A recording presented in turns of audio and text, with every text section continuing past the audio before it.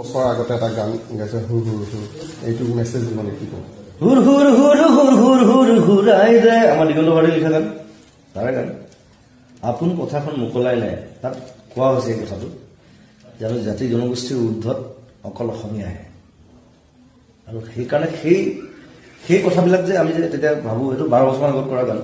দিগন্ত বাৰীতে আমি দিগন্ত বাৰীটো কলিতা লিখে কিন্তু আচলতে কলিতা হয় আমি সেই ধৰণে ভাবোঁ যে আমাৰ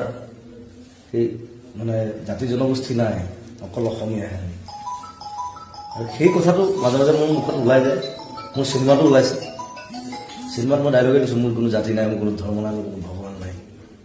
মই কাঞ্চনজংঘা মানে কি অসমীয়া যি সদায় ওপৰত থাকিব বিচাৰে কোনো বান্ধোনৰ বাহিৰত গতিকে সেইটোৱে কথা আৰু সেইটো মোৰ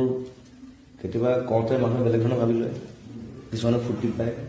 কিছুমানে চান্স লয় বেক চাইডৰ পৰা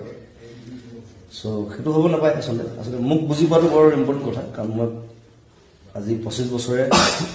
যিমান পাৰে ছাৰ্ভিচ দিছোঁ অসমীয়া যেনেকৈ ধৰণে নহওক